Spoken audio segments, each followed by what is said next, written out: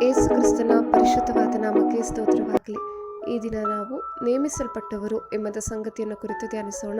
1 ಸಮುವೇಲ 9ನೇ ಅಧ್ಯಾಯ 15ರಿಂದ 16ನೇ ವಾಕ್ಯ. ಸೌಲನು ಬರುವುದಕ್ಕೆ ಒಂದು ದಿವಸ ಮುಂದಾಗಿ ಯೆಹೋವನು ಸಮುವೇಲನಿಗೆ, ನಾಳೆ ಇಷ್ಟು ಹೊತ್ತಿಗೆ ಬೆನ್ಯಾಮೀನ್ ದೇಶದವನೊಬ್ಬನನ್ನು ನಿನ್ನ ಬಳಿಗೆ ಬರಮಾಡುವೆನು. ನೀನು ಅವನನ್ನು ಇಸ್ರಾಯೇಲ್ಯರ ನಾಯಕನನ್ನಾಗಿ ಅಭಿಷೇಕಿಸಬೇಕು. ಅವನು ನನ್ನ ಜನರನ್ನು ಫಿಲಿಷ್ಟಿಯರ ಕೈಯಿಂದ ಬಿಡಿಸಿ ಕಾಪಾಡುವನು. ಅವರ ಕೂಗು ನನಗೆ ಮುಟ್ಟಿತು, ಅವರನ್ನು ಕಟಾಕ್ಷಿಸಿದ್ದೇನೆ ಎಂದು ತಿಳಿಸಿದನು. ಆಮೇಲೆ ಸಮುವೇಲನ ಪ್ರತಿಭಾನ್ವಿತ ಪ್ರವಾದನಾ ಚಲನೆಯ ಹಿಂದಿನ ರಹಸ್ಯ ಅಭಿಷೇಕ. ಅಪೊಸ್ತಲನಾದ ಯೋಹಾನನ ಹಾಗೆ ಪ್ರವಾದನಾ ಪ್ರಕಟಣೆಯ ಅಪರೂಪದ ವರವನ್ನು ಸಮುವೇಲನು ಹೊಂದಿದ್ದನು. ಸಮುವೇಲನ ಮೂಲಕ ಪ್ರವಾದನ ಚಲನೆ ಪ್ರಾರಂಭವಾಯಿತು. ಸಮುವೇಲನ ಅಭಿಷೇಕದ ಮುಂದೆ ಯಾವ ಶತ್ರುವು ನಿಲ್ಲಲಾಗಲಿಲ್ಲ.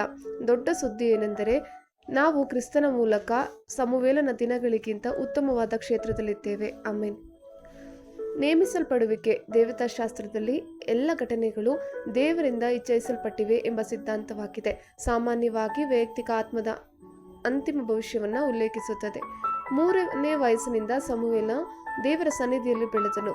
ಅವನ ಜನನದ ಮೊದಲೇ ಅವನು ದೇವರ ಕೆಲಸಕ್ಕೆ ಪ್ರತ್ಯೇಕಿಸಲ್ಪಟ್ಟಿದ್ದನು. ಸಮುವೇಲನು ದೇವರಿಂದ ಆರಿಸಲ್ಪಟ್ಟ ವ್ಯಕ್ತಿ. ಅಂತಹ ಸಮರ್ಪಿತ ದೇವ ಪುರುಷರು ಮತ್ತು ಮಹಿಳೆಯರು ಮಾತ್ರ ಯಾವುದೇ ರಾಷ್ಟ್ರದ ಭವಿಷ್ಯವನ್ನು ಬದಲಾಯಿಸಬಲ್ಲರು. ಆಮೇಲೆ ಎಲ್ಲವೂ ಒಂದು ಕಾರಣಕ್ಕಾಗಿ ನಡೆಯುತ್ತದೆ ಎಂದು ನಾವು ಅರಿತುಕೊಂಡಾಗ ಮತ್ತು ನಮ್ಮ ಸ್ವಂತ ಭವಿಷ್ಯದ ಮೇಲೆ ನಮಗೆ ಯಾವುದೇ ನಿಯಂತ್ರಣವಿಲ್ಲದಿದ್ದರೂ ನೀವು ಅಲ್ಲಿ ಪ್ರತ್ಯೇಕಿಸಲ್ಪಡುವಿಕೆಯನ್ನು ನಂಬುತ್ತೀರಿ. ಸತ್ಯವೇದದ ಪರಿಭಾಷೆಯಲ್ಲಿ ಪೂರ್ವ ನಿರ್ಧಾರವು ಸಂಭವಿಸುವ ಎಲ್ಲವನ್ನು ಈಗಾಗಲೇ ದೇವರು ನಿರ್ಧರಿಸಿದ್ದಾನೆ ಎಂಬ ನಂಬಿಕೆಯಾಗಿದೆ. ಆತನು ಉನ್ನತ ಯೋಜನೆಯನ್ನು ಹೊಂದಿದ್ದಾನೆ, ಆದ್ದರಿಂದ ಯಾವುದೇ ವಿಚಲನವಿಲ್ಲ. ರೋಮಾಪುರ 8:30. ಮತ್ತು ಯಾರನ್ನು ಮೊದಲು ನೇಮಿಸಿದನೋ ಅವರನ್ನು ಕರೆದನು, ಯಾರನ್ನು ಕರೆದನೋ ಅವರನ್ನು ನೀತಿವಂತನೆಂದು ನಿರ್ಣಯಿಸಿದನು, ಯಾರನ್ನು ನೀತಿವಂತನೆಂದು ನಿರ್ಣಯಿಸಿದನೋ ಅವರನ್ನು ಮಹಿಮಾ ಪದವಿಗೆ ಸೇರಿಸಿದನು. ಆಮೇಲೆ ನಾಳೆ ಭವಿಷ್ಯ ಉಜ್ವಲವಾಗುತ್ತದೆ. 1 ಸಮುವೇಲ 9ನೇ ಅಧ್ಯಾಯ 17ರಿಂದ 20ನೇ ವಾಕ್ಯ. ಸಮುವೇಲನು ಸೌಲನನ್ನು ಕಂಡಾಗ ಯೆಹೋವನು ಅವನಿಗೆ, ನಾನು ತಿಳಿಸಿದ್ದ ಮನುಷ್ಯನು ಇವನೇ ನನ್ನ ಪ್ರಜೆಯನ್ನು ಆಳತಕ್ಕವನು ಎಂದು ಸೂಚಿಸಿದನು.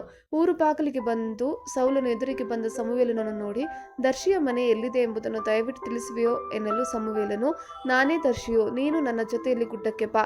ನೀವು ಈ ಹೊತ್ತು ನನ್ನ ಸಂಗಡ ಊಟ ಮಾಡಬೇಕು. ನಿನ್ನ ಚಿಂತೆಯನ್ನೆಲ್ಲ ಪರಿಹರಿಸಿ ನಾಳೆ ಬೆಳಿಗ್ಗೆ ನಿನ್ನನ್ನು ಕಳುಹಿಸಿಕೊಡುವೆನು.